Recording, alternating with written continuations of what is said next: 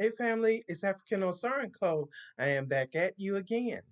So family, I am looking at how they President Trump has decided to cut off the US aid to the African countries. And you begin to ask yourselves, okay, now in all of the years that the US has so-called been giving the aid to the African countries, who has it really been benefiting? Has it benefited the people of Africa?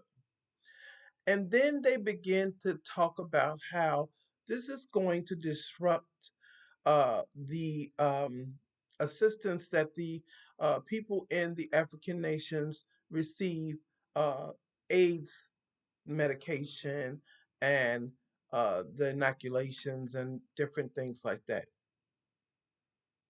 But you have to ask yourself, family, how did AIDS get in Africa? Where did it come from? Who put it there? Okay. Uh, you know, back, you know, initially when AIDS came out, people didn't know what it was and where it came from. And there was so much hype about, oh, it developed in Africa. Mm, family, it is now believed that AIDS was created in a lab. And I'm one that believe that. And that it was taken to Africa by way of all of this aid that they're giving Africa. Aid being the people that come there and pretend like they're there to help the Africans, and they end up injecting them with things like that, with HIV or God knows what else. The African governments must take a stand. First of all, why would some of the mineral richest countries in the world need aid from the US? Why? Your minerals are worth more than what the US could even do. If you were getting fair, equal value for all of the minerals that these people come into these, in the continent and try to drain out, you don't need their aid. You don't need it. A lot of it stems from greedy government as well. Mhm. Greedy African governments that don't care about their people. Now we have a couple of nations like Ibrahim Traore and the president of Mali, the president of Niger. Now we have a couple of countries, African countries, that are saying, you know what? No, absolutely not. So let me read you just a little bit from an excerpt. Uh, this article is says African nations prepare for what's to come after pause on U.S. aid. and it's by a publication called VOA. So it says that Nairobi, Kenya, African governments this is from Nairobi, Kenya.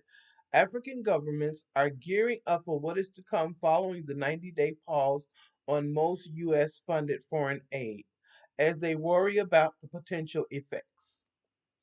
In Kenya, for instance, Health Cabinet Secretary Deborah Barasa said Wednesday in Nairobi that as her country navigates complex challenges, ensuring continuation of essential health services, especially with the programs related to HIV and AIDS and tuberculosis, is essential. For more than 40 years, we've been able to depend on partners. PEPFAR has done a great job in ensuring that HIV patients, TB patients, are receiving health services.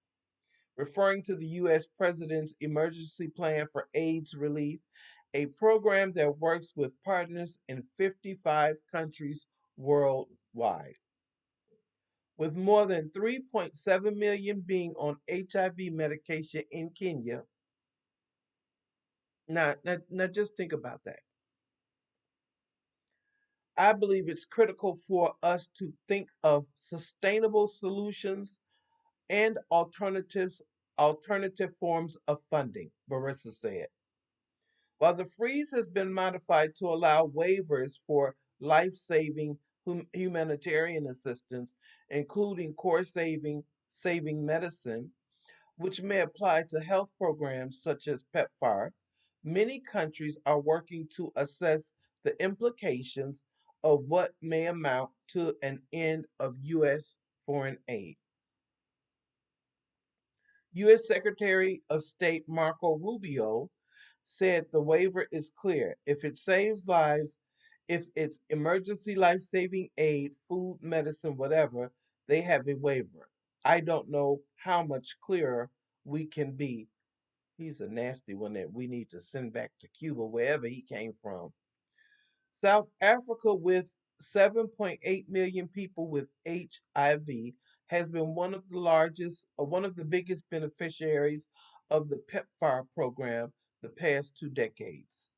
Its health minister, Aaron Motsoaledi, told reporters last week in Johannesburg that the country was taken by surprise by the pause in aid and that officials are trying to decipher the full meaning.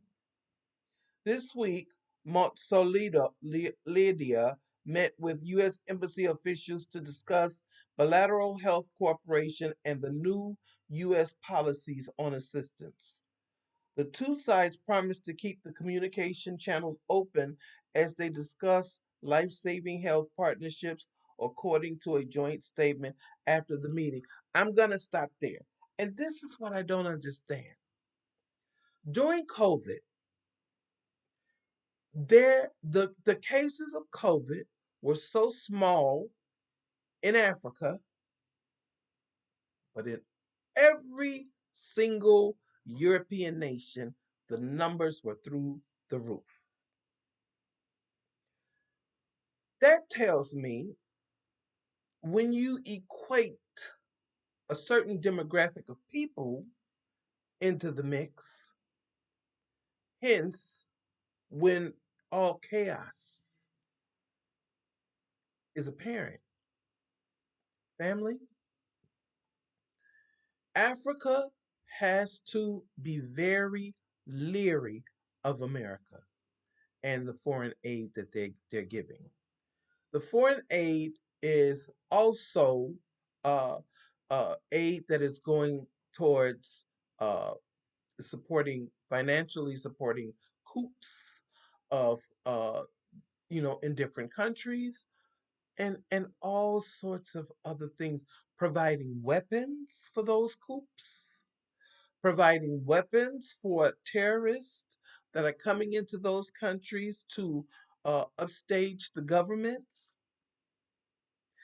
It is very detrimental that the African leaderships in each African nation take a stand against this this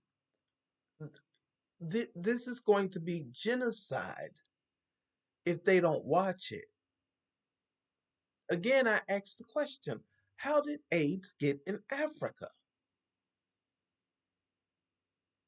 These are people that predominantly eat healthy, predominantly are exercising daily, every day by walking, by working, but just a multitude of everything. There's not like in America, you have a fast food on every corner or a liquor store on every corner or other things going on every corner too. So again, where did AIDS come from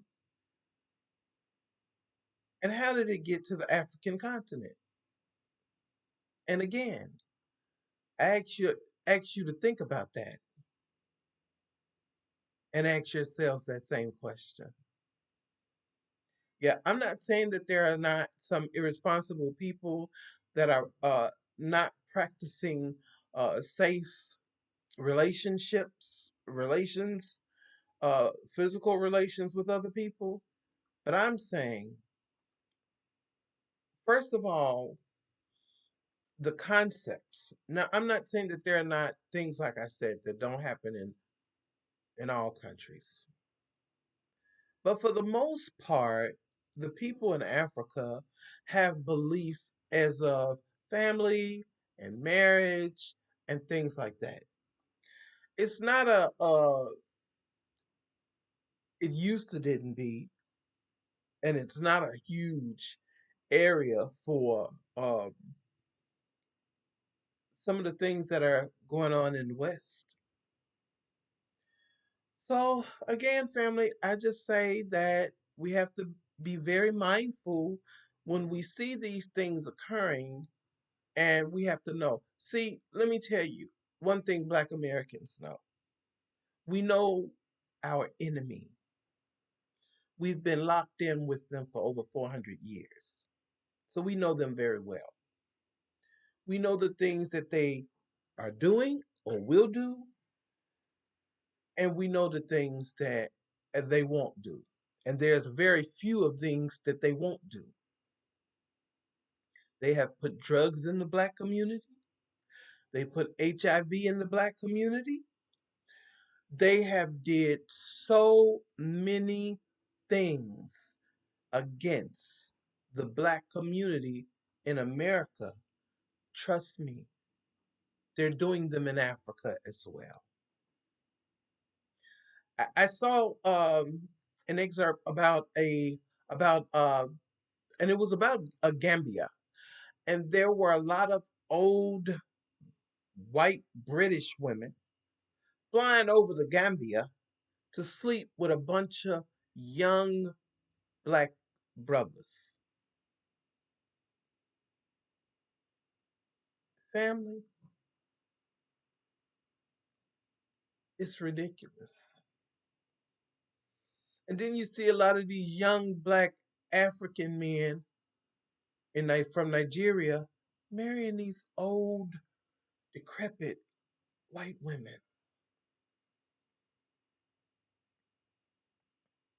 I I get it.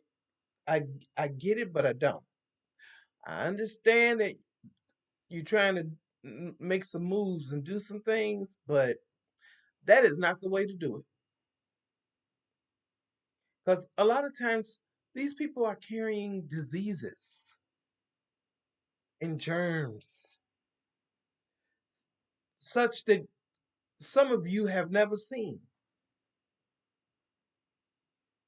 Remember, they were taught to bathe by us, our people, because they didn't believe in it and they didn't do it. And to this day, I'm telling you, for those of you that are not in America, that don't see it, there's you better ask your relatives that's here. How many of the Caucasian demographic get on YouTube or on TV and say they don't take showers? They don't give their children showers. Look, I'm not down to anybody and I'm not being mean to anyone. Be with who you want to be with. But that life ain't for everybody. It's just not. And it's for damn sure not for me. So, you know, realistically and seriously, that's a question I've been asking myself for a long time. Where did it come from in the African countries?